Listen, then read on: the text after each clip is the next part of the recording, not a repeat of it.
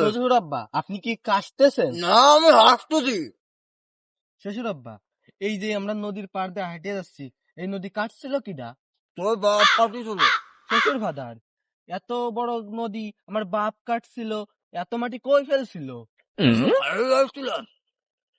আপনার kiss kiss করে নাই খাতি যায়? আর যদি একটা কথা কইস তো জামা তোর মুখ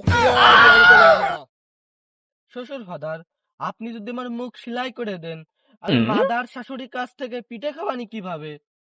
কিছু খাবার না করো, শাশুড়ি মাতাদের কিছু খাবার করবে তোর জামাই।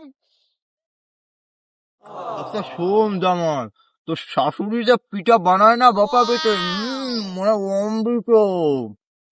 আচ্ছা শ্বশুর ফাদার, আপনি কি বিয়া করেছেন? দেখ কি তোর জামাই কথা, আমি বিয়ে না করলে তোরটা আসলো কিভাবে,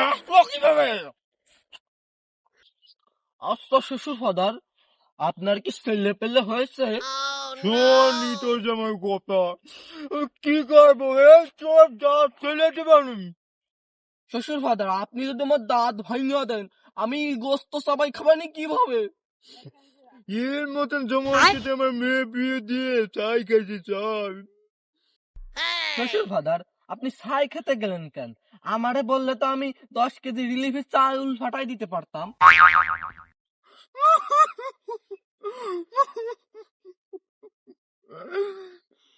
শ্বশুর আব্বা, আপনি কি কানতা আছেন?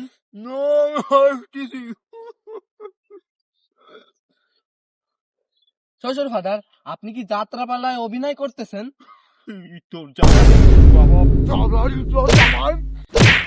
আব্বা আব্বা, খালু খালু, শ্বশুর ফাদার, আপনার মায়ের লেগেই তো আমি ফকির হয়ে গেছি, প্রতিদিন টাকা চাই।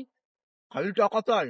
হয় টাকা চাই, আজকে 5,000, আজকে 2,000, আজকে 7,000, এই বলে প্রতিদিন টাকা চাই। এত টাকা তো কি করে? তা আমি কি করে বলবো, আমি কি টাকা দিই না? বাইগান। আমি